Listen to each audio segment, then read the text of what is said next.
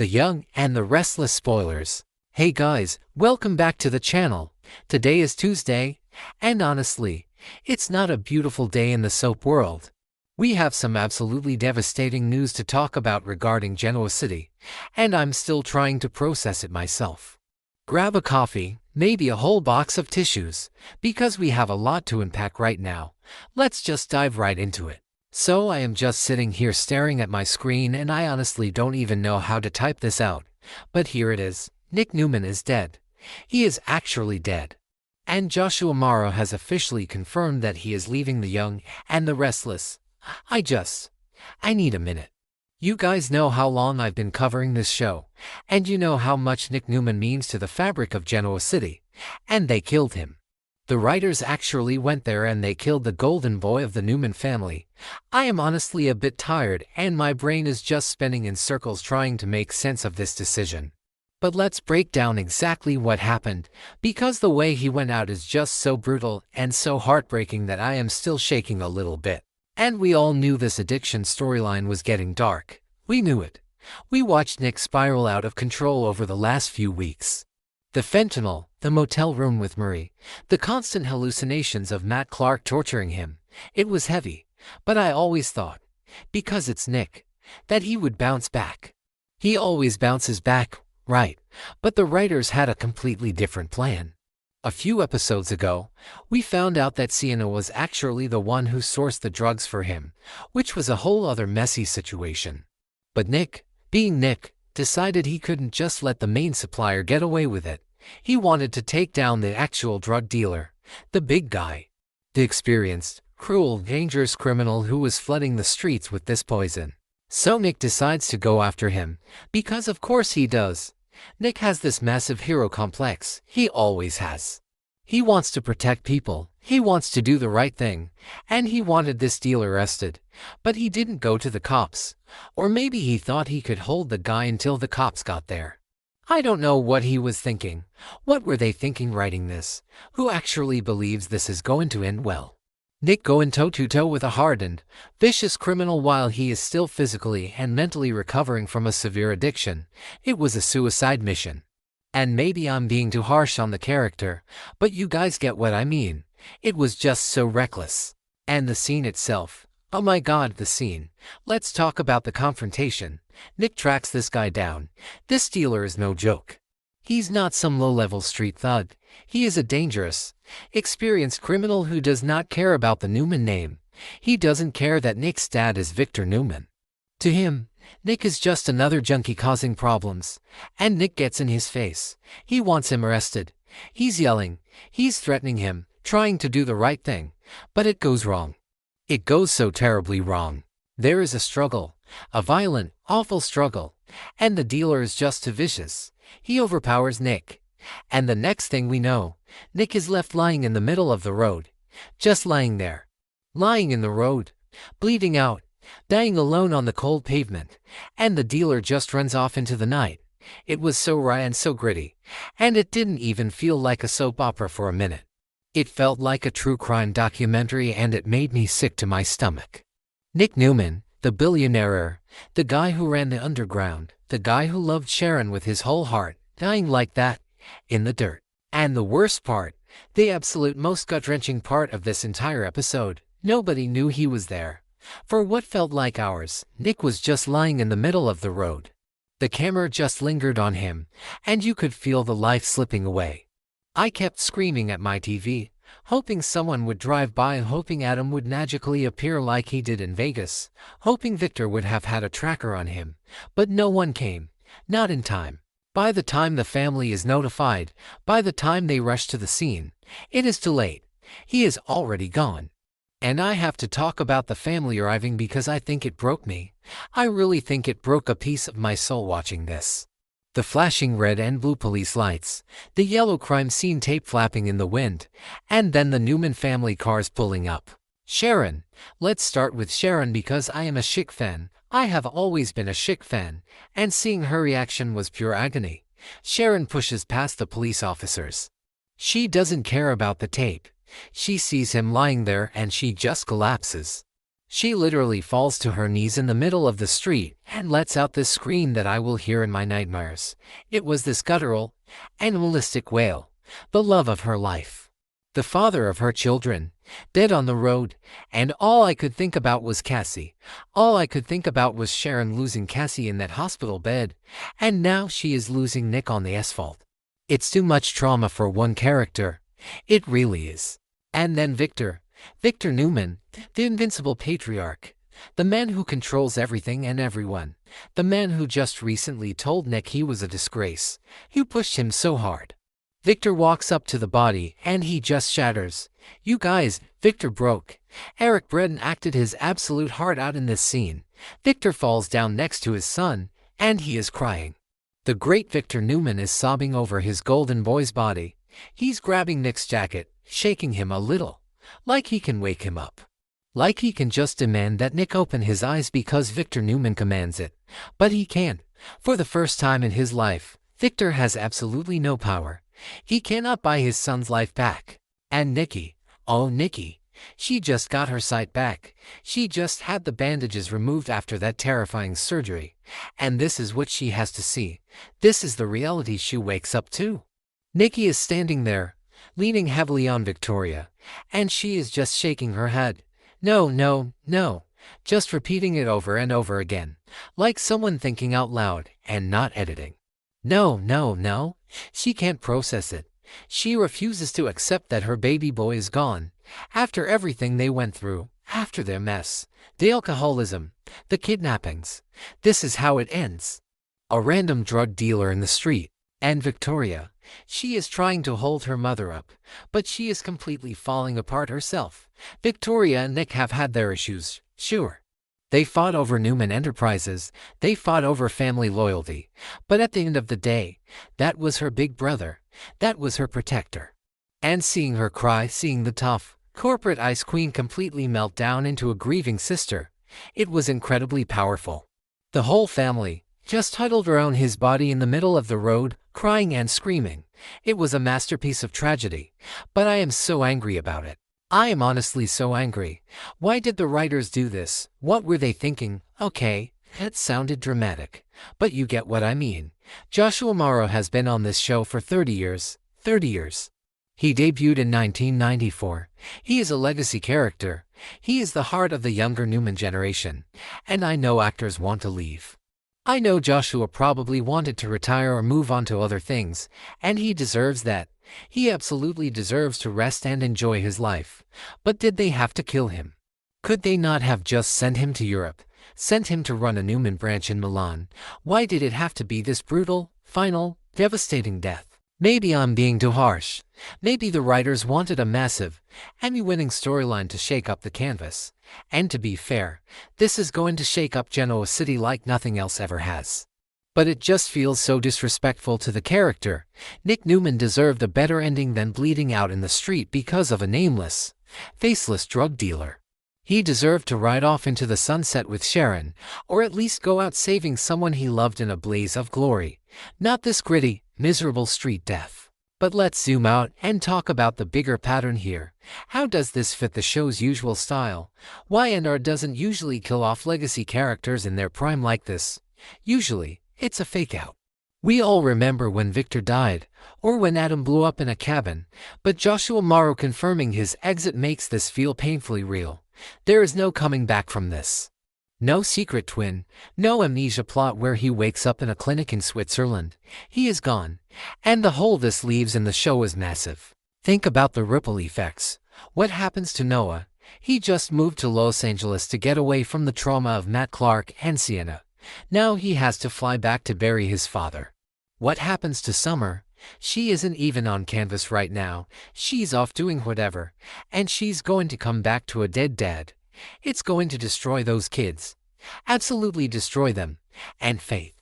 Oh my God, Faith. And then there is Victor's revenge.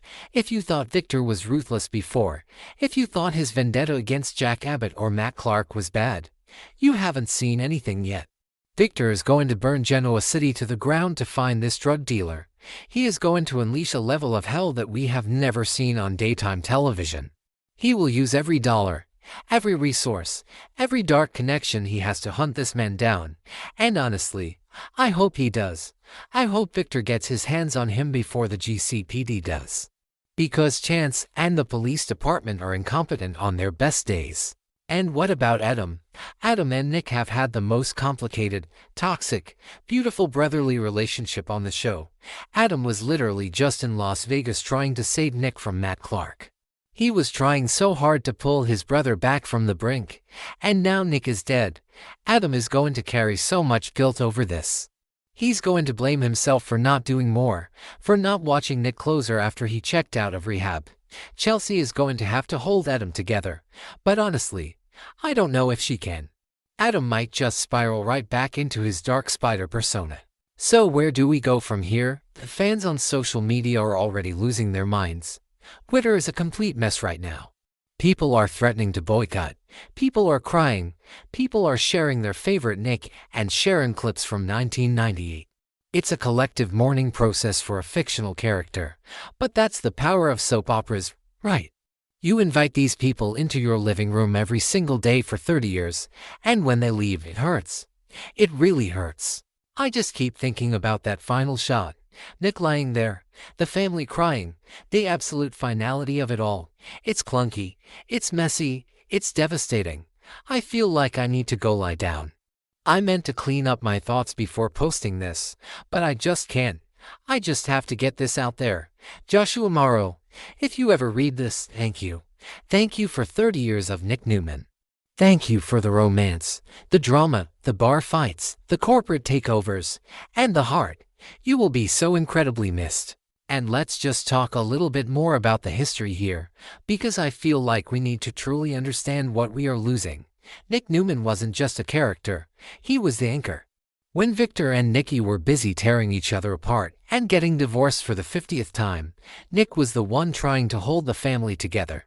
He was the one who tried to build something outside of Newman Enterprises with the underground. He wanted to be his own man. He didn't want to just be Victor's puppet. And he fought so hard for that independence. Remember when he was married to Sharon the first time?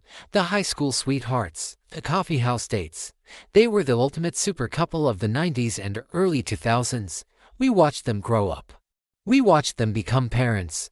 We watched them lose Cassie in that devastating drunk driving accident. And Joshua Morrow played every single beat of that grief so perfectly. He made us feel it. He made us cry with him. And now, to think that Sharon has to go through that exact same level of grief again, but this time for Nick himself. It's just cruel. It feels like trauma porn at this point. The writers just love to torture Sharon, don't they? And let's be real about this drug dealer. We don't even really know him.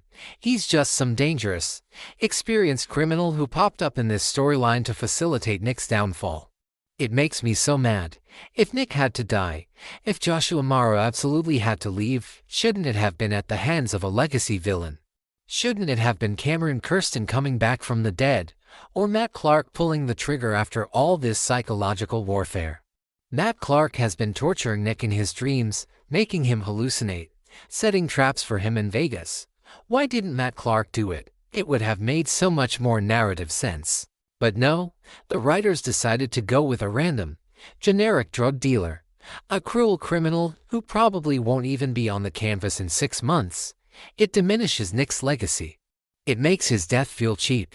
It feels like a PSA about the dangers of confronting drug cartels rather than a fitting end for a soap opera titan. I know I'm rambling, but I am just so frustrated. I am typing this so fast my fingers hurt, but I can't stop because the more I think about it, the angrier I get. Let's go back to the scene in the street. I want to break it down even more because the cinematography was actually kind of brilliant, even if the writing makes me want to scream. The way it was shot, it was so dark. There were these flickering streetlights casting long shadows. Nick looked so pale, so sick.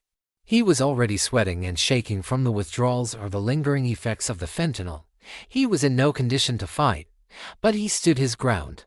He looked this criminal right in the eye and told him he was done poisoning Genoa City. He told him he was going to the cops. The dealer just laughed. He literally laughed at Nick Newman. And then he pulled a weapon. Was it a knife? A gun? It all happened so fast in the struggle. It was just a blur of motion and grunting, and then Nick staggering backward, the look of shock on Nick's face. Joshua Morrow played that moment of realization perfectly. The moment Nick realized he wasn't going to win this fight, he wasn't going to be the hero this time. He clutched his chest, or his stomach. I couldn't even tell because there was so much blood on the pavement. And the dealer didn't even care. He just wiped his hands, looked at Nick bleeding out, and walked away. Didn't run, walked, like Nick meant absolutely nothing. Like a billionaire dying in the gutter was just another Tuesday for him. It was chilling. It was so cold and so cruel. And then the agonizing wait. The camera panning up to the sky, then back down to Nick, his breathing getting shallower and shallower. I kept thinking, this is a dream sequence. It has to be a dream sequence. Matt Clark is going to wake him up in the motel. But it wasn't. The minutes ticked by. And then, finally, the sirens. But they were too late. I want to talk about Victoria again because her reaction is really sticking with me. Victoria has been playing the peacemaker lately. She's been working overtime to keep the family from completely imploding over Victor's schemes and Adam's drama. And she just recently had that crazy, forbidden kiss with Carl Abbott, which is a whole other mess we don't even have time to get into today. But seeing her drop the corporate facade, seeing her fall to her knees next to her brother, she reached out and touched his face, and she was just wailing, "Nick, please, Nick, wake up." Victoria and Nick had this bond that nobody else really understood. They survived growing up in Victor Newman's shadow. They survived the constant manipulations, the pitting them against each other for the CEO chair. They knew what it was like to carry the weight of the Newman name. And now Victoria has to carry it alone. Because let's face it, Adam is a wild card. Victoria is the last true, stable Newman child left standing. And I think in that moment in the street, she realized how incredibly lonely she is going to be without him. And Nikki. I can't stop thinking about Nikki.